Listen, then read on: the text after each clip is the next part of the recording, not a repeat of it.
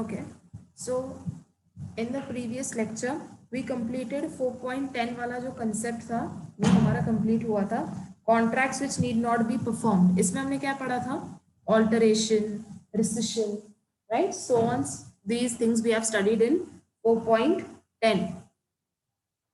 ठीक है, उसमें बहुत सारे sections थे. So we broke up those sections and we completed this entire concept of 4.10 contracts which need not be performed. ठीक है, तो अगर आप देखते हो how many topics are remaining from this unit? 4.4, 4.5, 7 and 8. So in total सिर्फ 4 topics ही बाकी हैं. Okay, now first before I begin, these topics which are remaining, इसमें से usually question नहीं आता है. Neither a theory question, neither a case study. ठीक है, but CA foundation is not based on studying with the trends. We are not going to study according to the trends, but just I gave you a rough idea that this is to be kept at the least priority when you're studying this particular unit. मैंने आपको जिस order में पढ़ाया है आपको भी वही order में सेल्फ स्टडी भी वैसे ही करना है. ठीक है, so the topics which are remaining आप हाईलाइट कर लो that these are to be studied in the last because these are very light topics. So for today we'll be completing 4.7 and 4.8. ठीक है, एंड कल हम जो बाकी के दो हैं वो कंप्लीट कर लेंगे and then this particular unit will also be done. ठीक है, so I am starting with today's first topic that is time and place for performance. Come to 4.7.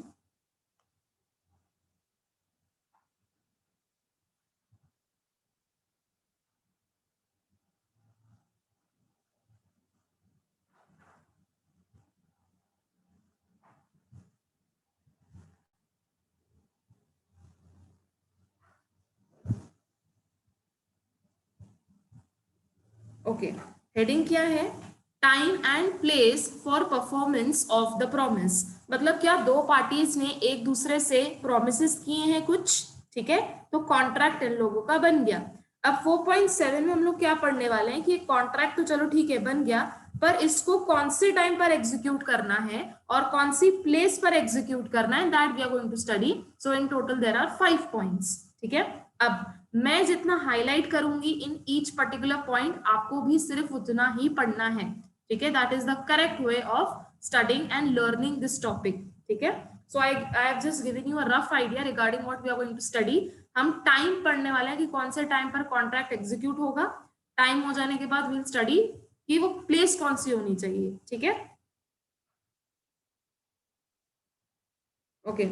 In the formation of contract, the parties are free to decide upon the time, place and manner of performance. मतलब क्या, law आप पर force नहीं करता है कि आपको 10 से 12 बजे तक ही कॉन्ट्रैक्ट को एग्जीक्यूट करना है या सिर्फ बिजनेस जो आपका एड्रेस है उस पर ही वहीं पर परफॉर्म करो and in so manner only.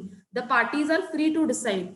तो जो भी टाइम रखेंगे, जो भी प्लेस रखेंगे, जिस तरीके से इनको एग्जीक्यूट करना है, that is the manner of performance. It should be mutual between both the parties and hence they are free to decide. In short, law does not give you a specific time. Law does not provide you a specific place and manner. They are independent. The parties are independent and free to decide provided it is mutual between the parties. ठीक है, okay. आगे क्या लिखा है? Section 46 to 50 lays down rules regarding the time, place and manner. तो law ने आपको specify नहीं किया है, पर लॉ आपको कुछ रूल्स बताता है जिस हिसाब से आप टाइम, प्लेस और मैनर फिक्स कर सकते हो. ठीक है, we'll see the first point that is section 46. अब 46 देखो क्या कहता है, जितना मैं हाईलाइट कर लूं फॉर द टाइमिंग सिर्फ उतना ही पढ़ो. Where no time is specified, मतलब क्या, जो कॉन्ट्रैक्ट बना है पार्टीज में वहां पर टाइम मेंशन नहीं किया गया है. No time has been specified. तो फिर किस टाइम पर परफॉर्म करोगे? If the time of performance is not specified, ठीक है, then the contract needs to be performed within a reasonable time.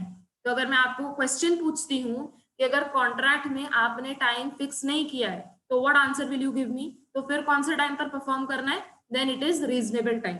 अब ब्रैकेट में देखो क्या लिखा है. अब ना रीजनेबल टाइम क्या है? This depends upon the facts and circumstances of the case. ठीक है, ये ब्रैकेट का अगर आप नहीं भी लिखते हो तो भी चलेगा, because reasonable time itself is a sufficient answer. ठीक है, so where no time is specified, तो आंसर क्या है, रीजनेबल टाइम पर परफॉर्म करो। अब रीजनेबल टाइम क्या है, depends upon the facts and circumstances of the case. Okay, चलो ये जितना मैंने हाईलाइट किया है इतना तो आपको समझ गया। नाउ लेट्स सी कि बाकी के पॉइंट में क्या लिखा था। तो यहाँ पर क्या लिखा है, where time of performance is not specified, and let us see what does and say, and the promisor is required to perform without application by the promisee।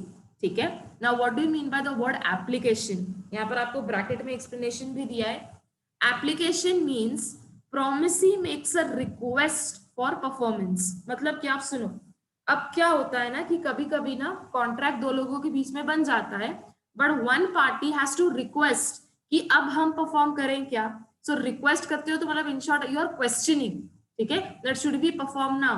तो यहाँ पर पॉइंट क्या कह रहा है, आपने कॉन्ट्रैक्ट के अंदर टाइम भी नहीं लिखा है, ठीक है, और एप्लीकेशन की भी करने की जरूरत नहीं थी, विदाउट मेकिंग एन एप्लीकेशन। ठीक है, तो टाइम भी आपने फिक्स नहीं किया है और यहाँ पर किसी को एप्लीकेशन करने की भी जरूरत नहीं है। उस केस में what is the answer, reasonable time. What do you mean by application, making a request to the other person regarding should we perform now or should we perform on this day, या should we perform, should we delay the performance। तो आप सिर्फ एक request करते हो, and who makes the request, the promisee makes the request for performance। ठीक है, this is section 46। now read the next point, where time is specified। now what is the difference between point 1 and point 2? point 1 में time specify नहीं किया गया था, second point में क्या लिखा है, टाइम इज स्पेसिफाइड। मतलब आपने अग्रीमेंट में लिखा था, टाइम लिखा था आपने, दैट इज सुबह को 9:30 बजे। ठीक है, where time is specified, okay, but no application is made. यहाँ पर भी एप्लीकेशन करने की जरूरत नहीं है, तो फिर कब परफॉर्म करोगे, जो दिन पे स्पेसिफाई किया उस दिन पे ही परफॉर्म करोगे। क्या लिखा है, when the time or day for performance has been specified and no application is required to be made, then promisor has to perform at the decided time। यहाँ पर आपको लिखा है ना कि टाइम आपने लिखा था, टाइम हैज बीन स्पेसिफाइड, तो जब आप टाइम स्पेसिफाई करते हो तो कब परफॉर्म करोगे, जो टाइम स्पेसिफाई किया है उस पर। it needs to be performed on the decided time or any time in the usual course of business। अच्छा, what do you mean by usual hours of business? usual hours of business are 9 AM to 6 PM।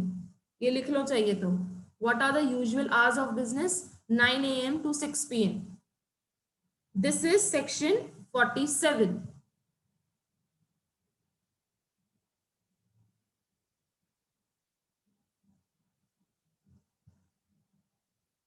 what are usual hours of business? 9 AM to 6 PM। ठीक है, अच्छा अब मैं वापस से quick summary दे रही हूं between first point and second point. ठीक है, फर्स्ट पॉइंट ये कहता है नो टाइम इज स्पेसिफाइड। ठीक है, जिसको नहीं समझा है वो वापस से देख लो। No time has been specified and no application is to be made. जहां पर आपको रिक्वेस्ट भी नहीं करनी है, तो अगर फैक्ट्स ऑफ द केस ये हैं जहां पर आपने टाइम स्पेसिफाई नहीं किया है कॉन्ट्रैक्ट में, तो आप कॉन्ट्रैक्ट को परफॉर्म करोगे। इसका आंसर क्या आएगा, रीजनेबल टाइम। ठीक है, जितना मैंने यहाँ पर लिखा है अगर आपने उतना भी लर्न कर लिया ना, then also you will be able to frame the sentences। ठीक है, लर्न क्या करना है, सब हेडिंग लर्न करनी है जहां पर आपने टाइम स्पेसिफाई नहीं किया है और आपको किसी सेकंड पर्सन को रिक्वेस्ट भी नहीं करनी है। ठीक है, you don't have to make a request to the other person.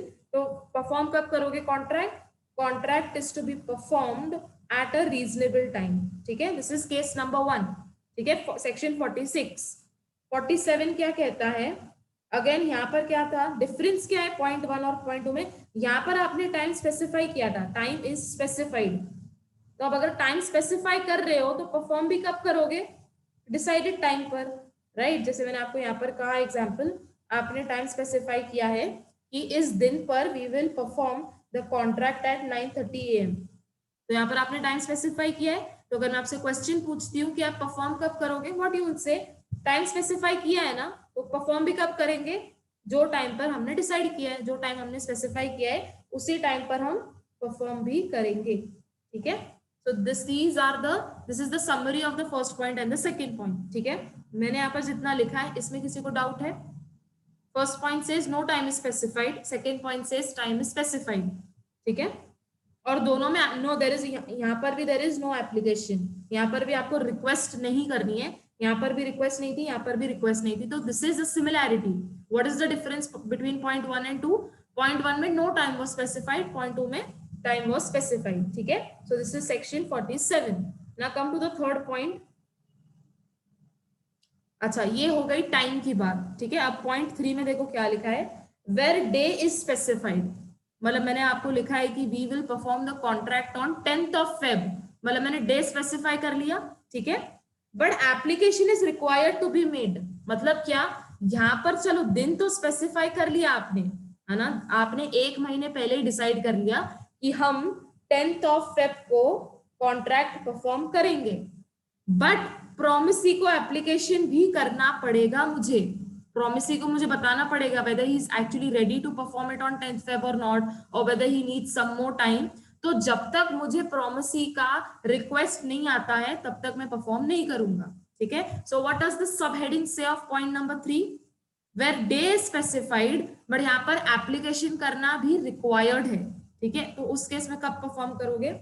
If the promisee is required to make an application for performance, then the promisor will perform only after application is made. मतलब क्या, यहाँ पर अगर आपने 10th Feb decide भी किया है ना, तो अभी प्रोमिसर 10th Feb को परफॉर्म नहीं करेगा. क्यों नहीं करेगा? Because he is waiting for application. क्योंकि आपने कॉन्ट्रैक्ट में डिसाइड किया था that although we are fixing 10th of Feb, but still you make me an application. बट जब तक वो एप्लीकेशन नहीं करता है तब तक ये प्रोमिसर परफॉर्म नहीं करेगा. क्या लिखा है? Where day is specified, 10th Feb is decided, but application करना भी जरूरी था, उसको रिक्वेस्ट करना था कि भाई I am ready to perform on 10th Feb. So promisor कब तक परफॉर्म नहीं करेगा? Till application is made. क्या लिखा है? Then the promisor will perform only after application is made. मतलब एप्लीकेशन उसको कब करना है? Any time before 10th of Feb. ठीक है, तभी जाके प्रोमिसर परफॉर्म करेगा कॉन्ट्रैक्ट. अगर आपने एप्लीकेशन नहीं किया और 10th Feb आ गया तो अभी प्रोमिसर परफॉर्म नहीं करेगा. When will the promisor perform? When application has been made to him before 10th of Feb. तब जाके वो 10th of Feb को कॉन्ट्रैक्ट परफॉर्म करेगा. ठीक है, this is section 48 which speaks of day and not of time. So section 48 speaks of day and application. ठीक है, come to, चलो ये एग्जाम्पल पढ़ लो quickly. Everybody read this example and connect to section 48. Mister A promised to deliver 2000 kgs of wheat to Mr. B's godown on a specific day. ठीक है, मतलब day यहाँ पर स्पेसिफाइड था. on a condition that B makes an application, that is asks for performance at a proper place and time. यहाँ पर although आपने day specify कर लिया है, that is 8th of Feb, but फिर भी एक कंडीशन क्या है कि बी एप्लीकेशन करेगा, उसके बाद ही परफॉर्म करेंगे. So what I am trying to say here again and again that although you have specified the day of performance but yet application is required to be made. तो आप कब तक perform नहीं करोगे? जब तक एप्लीकेशन वो हो नहीं जाता है तब तक. ठीक है, although the day has been specified, again I am repeating, although the day has been specified, आप कब तक परफॉर्म नहीं करोगे? जब तक एप्लीकेशन नहीं हो जाता. ठीक है, come to point number D. Now C spoke of day, D speaks of place. ठीक है, D spoke of day, sorry, C spoke of day, point D speaks of place. ठीक है, पढ़ लेते क्या लिखा है. Where the place of performance is not fixed, और यहाँ पर एप्लीकेशन करना भी रिक्वायर्ड नहीं है, तो फिर कौन से प्लेस पर परफॉर्म करोगे? In a situation where place of performance is not fixed, okay, nor is the promisee required to make application, तो कहां पर परफॉर्म करोगे? Reasonable place for performance and perform it likewise. बस जितना मैंने हाईलाइट किया है बस उतना ही पढ़ लो. जहां पर आपने प्लेस स्पेसिफाई नहीं किया है कॉन्ट्रैक्ट में और यहाँ पर एप्लीकेशन करने की भी जरूरत नहीं थी, ठीक है, तो फिर कौन से प्लेस पर परफॉर्म करोगे? At a reasonable place for performance. और यहाँ पर ये पॉइंट चाहिए तो कट कर लो. Then it is the responsibility of the promisor to apply to the promising. ये अगर लिखते भी हो तो भी ठीक है, नहीं भी लिखते हो तो भी चलेगा, ठीक है। तो एज सच कट मत करो, but you can avoid it, this is what I am trying to say. Where no place has been specified, और यहाँ पर एप्लीकेशन करना भी रिक्वायर्ड नहीं है, तो आंसर क्या है, एट अ रीजनेबल प्लेस, ठीक है। ये उन्होंने काइंड ऑफ देखोगे ये लाइन में ना उन्होंने प्रोसीजर दे दिया है कि यहाँ पर भी उसको अप्लाई करना पड़ेगा। पॉइंट में क्या कह रहे हैं, नो एप्लीकेशन इज रिक्वायर्ड, फिर भी नीचे क्या बोल रहे हैं, ही हैज टू अप्लाई। तो आई वुड से कि ये एक ही पॉइंट में दो चीजें कॉन्ट्राडिक्ट कर रही हैं। आप सब हेडिंग में लिख रहे हो नो एप्लीकेशन, फिर वापस पॉइंट में लिखोगे he has to apply. So rather than doing that, यहाँ पर आप लिखो no application, but don't avoid writing this line, ठीक है, because this is contradicting, that's why I am saying. तो आप डायरेक्टली आंसर लिख लेना, reasonable place of performance and perform it likewise, ठीक है। So point D spoke of place, come to point E, this is a very easy point. Point E speaks of manner. Point E speaks of manner, मतलब क्या क्या लिखा है, where manner is prescribed, मतलब आपने लिख लिया है कि हम इस तरह से परफॉर्म करेंगे, आपने एक मैनर बता दिया है, ठीक है। तो फिर किस तरह से करोगे, in this case the promiser has a responsibility of performing as per the prescribed time and manner, जहां पर आपने मैनर स्पेसिफाई किया है फिर उसी तरह से आपको परफॉर्म करना पड़ेगा, जैसे आपने प्रिस्क्राइब किया है उस तरह से, ठीक है। मैनर मतलब आप मेथड समझ सकते हो, ठीक है, कि इस मेथड से आप परफॉर्म करेंगे, ठीक है। तो किस तरह से परफॉर्म करोगे, जिस तरह से आपने स्पेसिफाई किया है, ठीक है, जिस तरह से आपने प्रिस्क्राइब किया है कॉन्ट्रैक्ट में, ठीक है।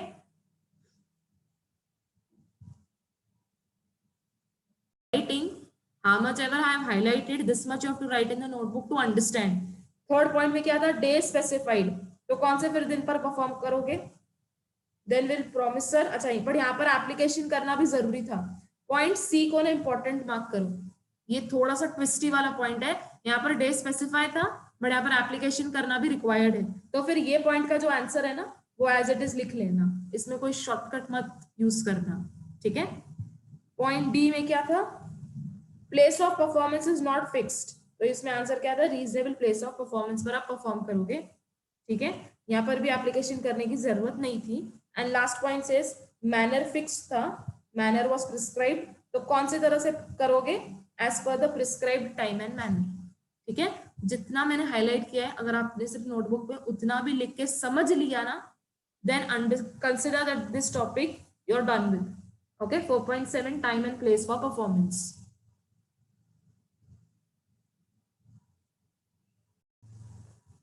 ठीक है। So we are done with 4.7 concept, time and place for performance of promise, ठीक है।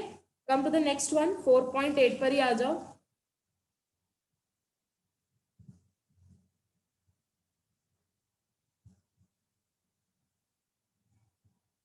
ओके यहाँ पर पढ़ना क्या है, in short we are going to study reciprocal promise. Promise हमारा वर्ड हो गया है, what is promise, offer plus acceptance is equal to promise, ये पढ़ा हुआ है क्या आपका जब हम ड्राइंग बनाते हैं।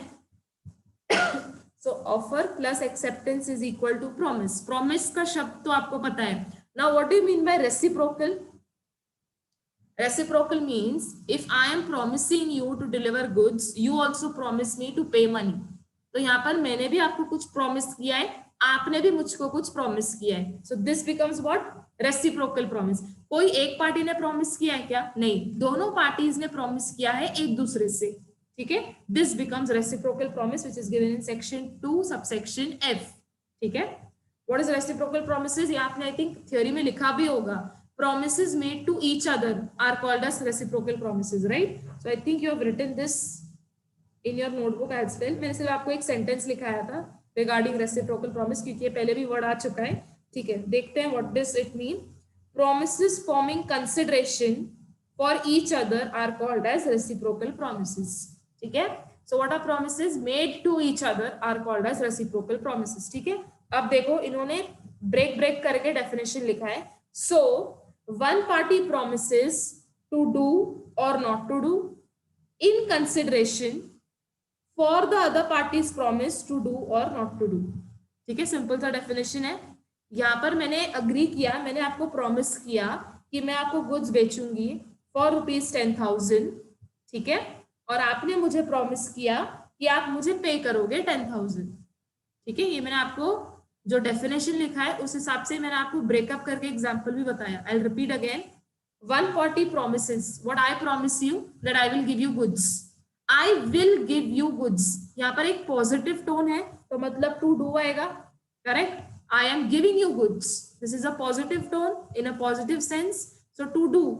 और मैंने आपको क्या कहा कि ये गुड्स का मैं कितने पैसे लूंगी 10,000 रुपीज, तो यहाँ पर कंसिडरेशन तो है, करेक्ट। और आपने भी मुझे प्रॉमिस किया कि आप मुझे 10,000 रुपीज दोगे, so you will give me 10,000 rupees, so this is also positive, so you are also doing, right. So इस हिसाब से you have to learn the definition to do और not to do. What do you mean by not to do? Not to do something comes in the negative sense. Now if you remember, not to do का सिर्फ मैंने आपको example दिया था teacher वाला, याद है क्या आपको? So there is this one other teacher, she also wants to teach law. What she tells me कि आपका सब्जेक्ट मैं पढ़ाती हूँ, तो मैं उसको ऑफ कोर्स पहले तो मना करूंगी। Then what she says कि I will pay you ₹1 lakh for every month for not teaching, right? तो यहाँ पर मुझे पैसे कुछ करने के लिए मिल रहे हैं क्या? नहीं, कुछ ना करने के लिए मिल रहे हैं, right? So what she is doing, she is giving me consideration for not teaching so that she can teach my subject, right? तो यहाँ पर मुझे पैसे किस चीज के लिए मिल रहे हैं? कुछ करने के लिए मिल रहे हैं क्या? नहीं, कुछ ना करने के लिए मिल रहे हैं, ठीक है। So understand in this way. Not to do का हमेशा वो टीचर वाला एग्जाम्पल लर्न करना। Now come to this simple example. Mr. A promised to paint B's house and in return B promises him to pay 50,000. क्या हम इसको reciprocal promise consider करेंगे? The answer is of course yes. He has promised to paint his house. He has promised to pay him, right? तो A इसका घर paint करेगा और B इसको पैसे देगा। तो यहाँ ये भी promise कर रहा है, ये भी promise कर रहा है। So does this become reciprocal promise? The answer is yes. Because reciprocal promise मतलब ही क्या? Promises made to one another, correct? पढ़ लो एक बार वापस से एग्जाम्पल।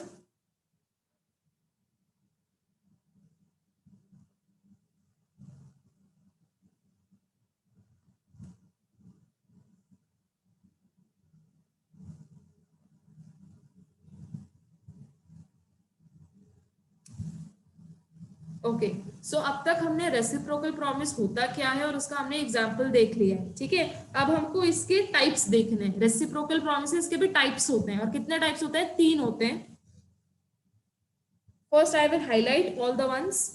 एक होता है म्यूचुअल एंड इंडिपेंडेंट, एक होता है कंडीशनल, एक होता है कंकरेंट, ठीक है। First one is mutual and independent, second one is conditional या डिपेंडेंट भी कह सकते हो, and third one is concurrent, ठीक है। अब सिर्फ 3 ही टाइप्स हैं, only 3, there are only 3 types of reciprocal promises. यहाँ पर टाइप्स लिख लो, टाइप्स ऑफ रेसिप्रोकल promises.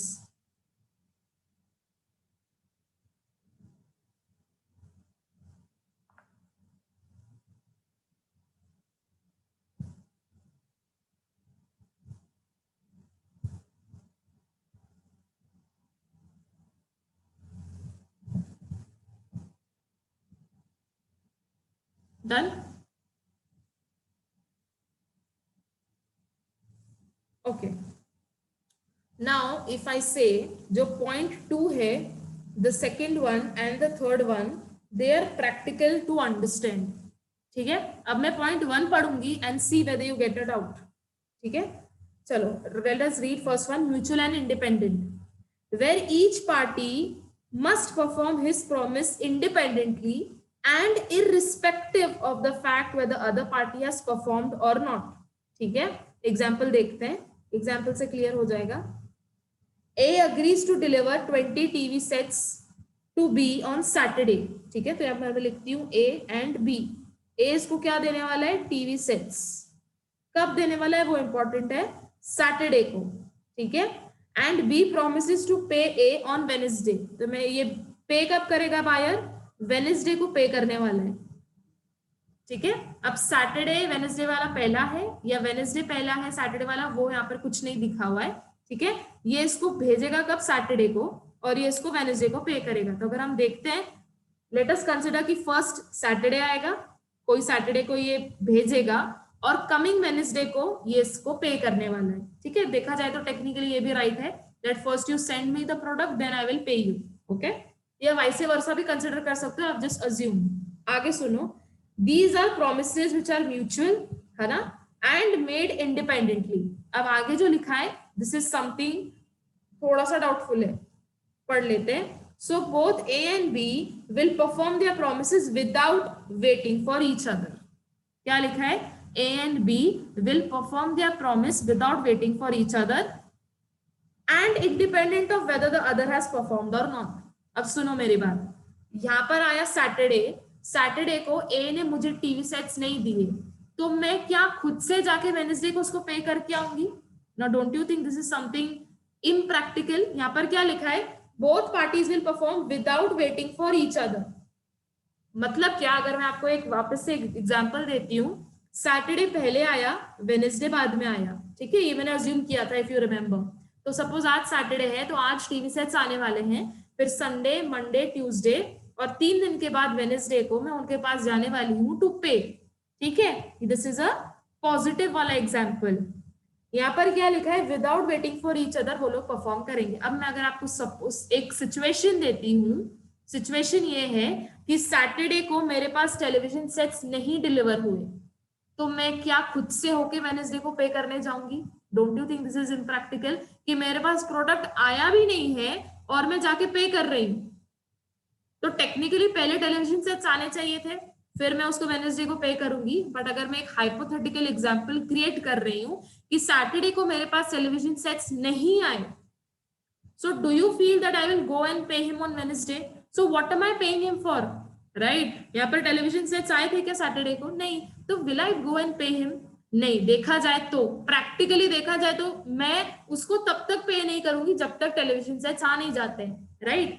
यहाँ पर थ्योरी में आपको क्या लिखा हुआ है? They will perform their promise without waiting for each other. So this is a little impractical point. तो अगर आपके घर पे वॉशिंग मशीन डिलीवर नहीं होती है तो आप खुद से जाके विजय सेल्स को जाके पे करके आओगे क्या? नहीं। Technically what will you do? You will first wait for the product to come and then you will pay, correct? हाँ, अगर ऐसा देखा जाता है, if I say other way round कि, बट यहाँ पर इन्होंने मेंशन किया है कि सैटरडे कोई प्रोडक्ट आने वाला है, तो टेक्निकली मैंने जो अज्यूम किया है कि Saturday will come before and Wednesday will come after, यही अगर ऐसा ही कंसिडर करते हैं तो ही जाके ये पॉइंट में कंफ्यूजन आता है that how come you are paying him on Wednesday even when you have not received it on Saturday. तो ये पॉइंट अगर आप देखोगे ना, ये इसलिए बनाया है ये अज्यूम करके कि सैटरडे को इसको कुछ डिलीवर हो गए थे और वेडनेसडे को इसने पे किया, ठीक है। सिर्फ कंफ्यूजन ना लास्ट लाइन में क्रिएट होता है that they will perform their promise without waiting for each other. This is a little impractical point. Theory point से पढ़ोगे तो चलो ठीक है, ये भी इसको टेलीविजन सेट्स दे देगा, ये भी इसको पे करेगा और दोनों एक दूसरे का वेट नहीं करेंगे। पर डाउट तो ये आता है कि without waiting for each other, तो यहाँ पर मैं एक सेकंड भी ओपिनियन सोच सकती हूँ कि सपोजिटली सैटरडे को टेलीविजन सेट्स नहीं आए तो मैं क्या खुद से जाके उसके पास वेडनेसडे को पे करूंगी? ये डाउट आता है, ठीक है। तो this is an impractical point. So अगर थ्योरी से पढ़ते हो, सिर्फ रट्टा मारना है, which you have to in short do when it comes to this particular example, तो इसके पास कोई ऑप्शन नहीं है। बट मैंने आपको खुद से ही होके डाउट बता दिया है that this does not fit into the practicality sense, ठीक है। So this is the first type of reciprocal promise. Okay, come to the next one. Next one is what? Conditional. Very easy. Where performance of promise by one party depends on the performance of promise by other party. ठीक है? मतलब क्या? यहाँ पर आप मेरा wait करोगे, जब तक मैं परफॉर्म नहीं करती हूँ तब तक आप भी परफॉर्म नहीं करोगे। सिंपल एग्जाम्पल पढ़ लो, रीड द एग्जाम्पल।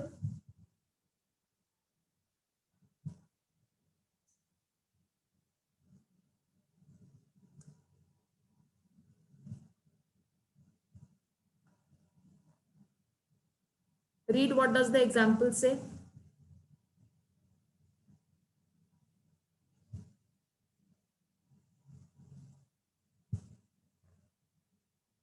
यहाँ पर क्या वो खुद से पेंट कर सकता है?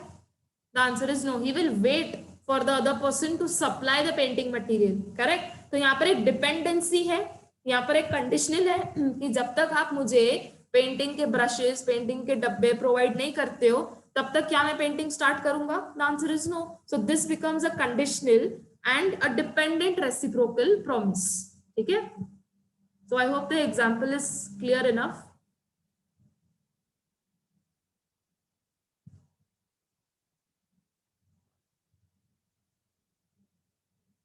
Third, read the third point. Third point का कंटेंट भी पढ़ो और थर्ड पॉइंट का एग्जाम्पल भी पढ़ो। See whether you are able to connect with the sub heading.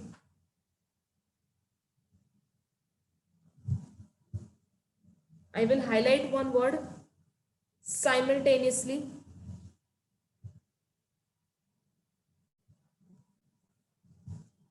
Example देखो क्या लिखा हुआ है। A promised to deliver 500 kgs of wheat and B promises to pay him on delivery। तो यहाँ पर कैन आई से दोनों चीजें एक साथ हो रही हैं, डिलीवरी भी आज आप मुझे कर रहे हो और मैं आपको पे भी आज ही कर रही हूँ। So your both promise, both parties have to perform their promise simultaneously, ठीक है। तो इसको हम क्या कहते हैं? कंकरेंट। मतलब यहाँ पर both promises are going to be performed parallelly. You will come at my place to deliver me the goods और मैं आपको उसी वक्त पैसे भी दे देती हूँ, ठीक है। So this is a concurrent reciprocal promise, because these all three are types of reciprocal promises, right? तो अगर आप देखते हो पॉइंट 2 और पॉइंट 3 में देयर इज सेंस, राइट। अगर हम इसको एग्जांपल से थ्रू भी समझते हैं तो समझ आता है। पॉइंट 1 भी समझ आता है, बट सिर्फ confusion stands on the last point, that how come they are not waiting for each other. But जो थ्योरी में लिखा है वैसे ही आप पढ़ के एग्जाम में लिखना। If the question is asked what are the types of reciprocal promises, तो पहले आप क्या लिखोगे? पहले आपको ये डेफिनेशन लिखना है, then comes one line का example and then you can directly start with types,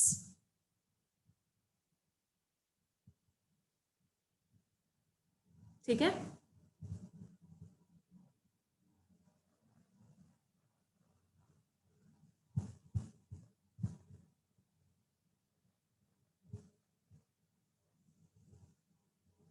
okay, first quickly come to the 4.5 वाला concept।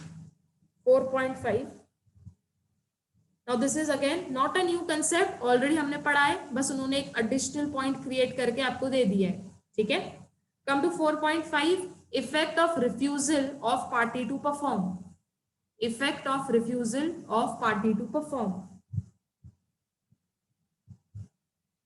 अच्छा, ये देखो हमने एग्जाम्पल भी पढ़ लिया है, but I first I read the content. क्या कह रहे हैं ये लोग?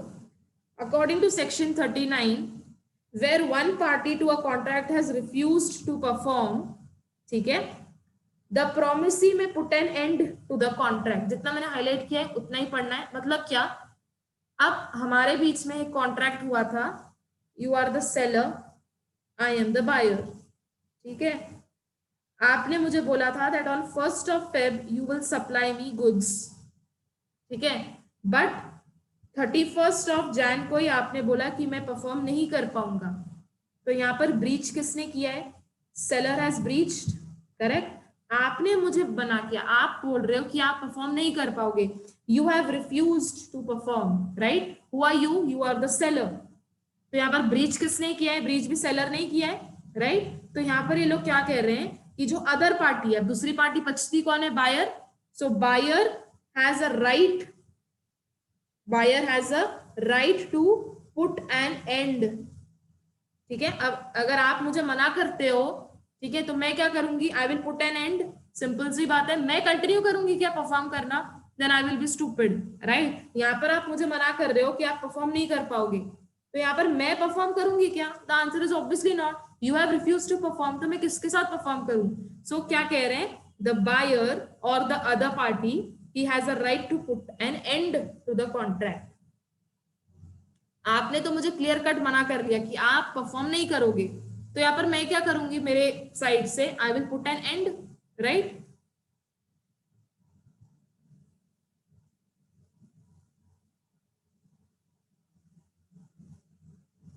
चलो now read the example. Content हमारा हो गया है, जितना मैंने हाईलाइट किया बस उतना ही पढ़ना है।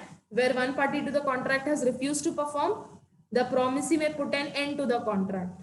ठीक है, जितना हाईलाइट किया है बस उतना ही लिखना। इफ दिस कम्स, यूजुअली तो नहीं आएगा ये सेक्शन भी, this is a general section.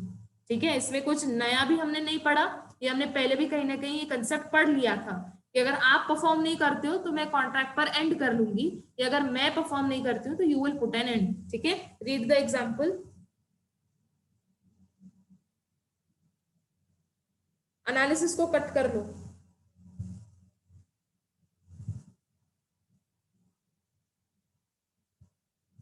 See whether you are able to connect with that example.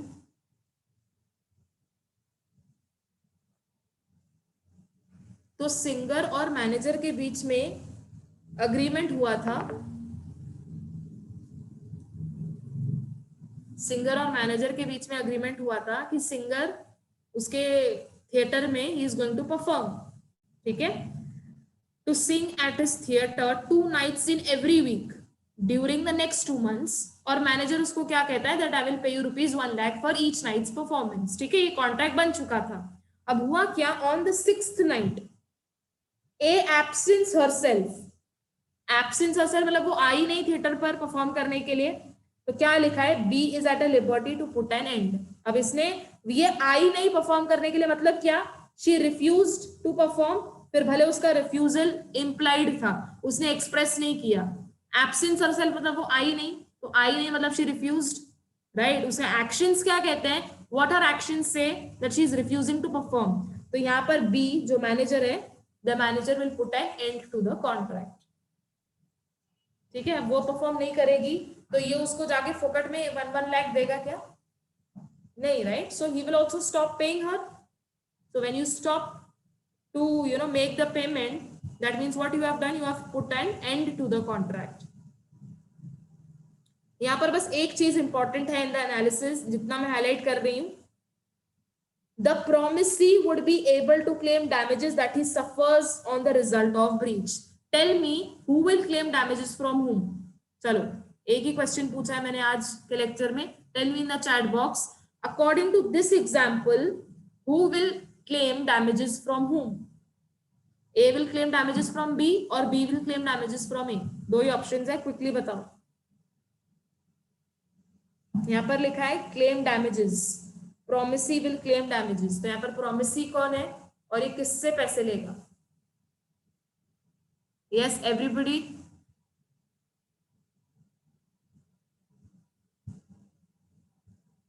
यहाँ पर नुकसान किसको होगा है, मैनेजर को हुआ है, करेक्ट। तो who will claim damages, manager will claim damages from the singer, correct. Manager का नाम क्या था, बी, एंड सिंगर का नाम क्या था, A, right. So B will claim damages from A. जितना हाईलाइट किया एनालिसिस में बस उतना ही पढ़ लेना, B will claim damages from A, perfect.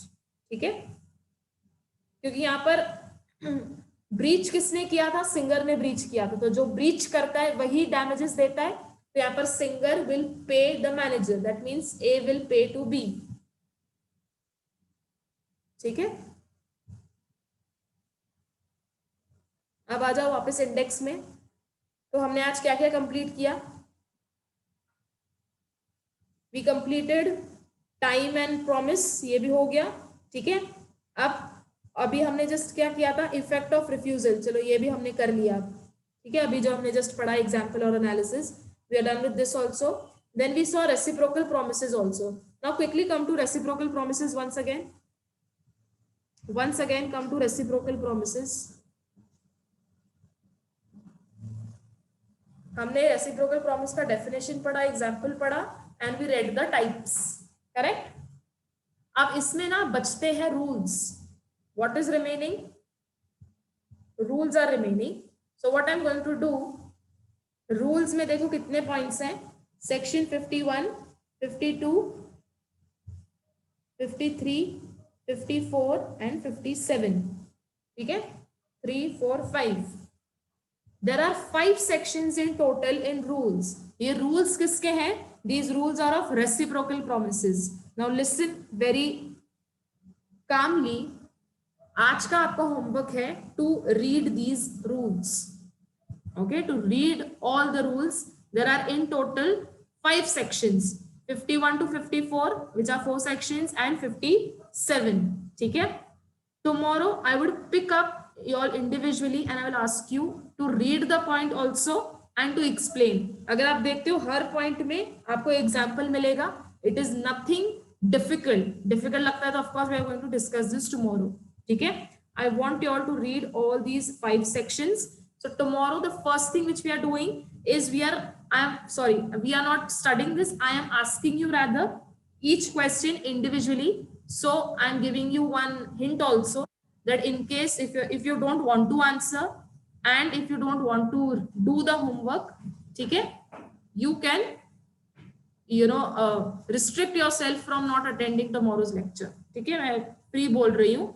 Because what happens is if I'm asking you a question, if I'm giving you some homework and if you're unable to answer it, जितना भी समझ रहा है उतना भी आंसर कर लिया, गलत आंसर भी कर लिया, no problem. But if you're unable to answer, that is a problem to me. ठीक है, फिर वो टाइप करो या अगर आप वो बोलो, that is on your case, that is on your part. So I will be asking you all questions tomorrow on these particular sections. Now we have read so much of law that if I give you some new topic for homework just to read, I assume कि आप at least समझ पाओगे. ठीक है, नहीं भी समझता है वो भी कोई प्रॉब्लम नहीं है. We'll discuss it. So we are remaining with these the discussion. I'm saying we are remaining with the discussion of the rules of reciprocal promises. और फिर एक टॉपिक बचता है छोटा सा. ठीक है, that will complete. 4.4 वाला टॉपिक is remaining. ठीक है, बाकी देखो we are done with. So tomorrow will be the last lecture for this particular unit. परसों से we are starting with unit 3. okay, आपका unit 2 and 6 का टेस्ट है on 5th of Feb. ठीक है, उसके बाद मैं आपको स्केड्यूल दे देती हूँ. दिस इज यूनिट 2 and 6 का. ठीक है, इसके बाद कौन सा यूनिट बचता है? यूनिट 5 है ना. पहले यूनिट 5 हमने कंप्लीट किया था, राइट. इसका टेस्ट आप ले ला 15th of Feb को. आई थिंक एक यूनिट के लिए 10 दिन बहुत रहते हैं. ठीक है, यूनिट 4 का टेस्ट कब होगा विल इवेंचुअली फाइंड आउट. ठीक है, तो 2 and 6 का तो आपको ऑलरेडी पता था 5th of Feb को है. यूनिट 5 का टेस्ट होगा 15th of Feb. Understand one thing, the day I complete the entire chapter, बस अभी यूनिट 3 बाकी है, राइट. जब तक वो कंप्लीट होगा either your partnership act will start और either your companies act will start. ठीक है, so I think majorly आपका companies act start हो जाएगा and Abhishek sir is going to take companies act and LLP. so again you're starting with some third chapter. so आपका already हो चुका है. ठीक है, so once I complete this, Abhishek sir will start with companies act. ठीक है, and I will be starting with BCR. ठीक है, BCR काफी easy है, उसका आपको टेंशन लेने की भी जरूरत नहीं है. so there are in total some 13 chapters which will be done in good 25 to 27 days. इतने दिन का ही बैच रहता है. 25 से 27 दिन तक का बैच रहेगा of all the 13 chapters. ठीक है, it's just a plain discussion. as such learning part उसमें कुछ भी नहीं है. ठीक है, it's grammatical. तो learning क्या ही होगा, you just have to understand some little concepts. ठीक है, तो वो जब आपका स्टार्ट होगा तो यहाँ पर आपका इजी पार्ट चलेगा, यहाँ पर आपका BCR स्टार्ट हो जाएगा. ठीक है, तो वो आप कर सकते हो. with one chapter of law you can साथ में do BCR, but you cannot do 2 chapters of law at a time. that I am also teaching you and some other professor is also teaching you some other chapter. Okay, that becomes difficult. so that is the reason tomorrow we will be done with this unit. ठीक है, and और पकड़ लो एक 10-12 दिन चलेगा unit 3 and then Indian Contract Act is finished from my part. ठीक है, ये टेस्ट के डेट्स चाहिए तो लिख लो, लर्न कर लो. it is important to give. now depends how much is your preparation. ठीक है, so make sure कि आज का जो आपका होमवर्क है रेसिप्रोकल प्रॉमिस के जो रूल्स हैं 5 sections, I want you all to read and understand that with the help of the given examples. ठीक है, tomorrow the first thing we are doing is discussing these rules and completing this topic. ठीक है, and then परसों से we'll start with unit 3. ठीक है.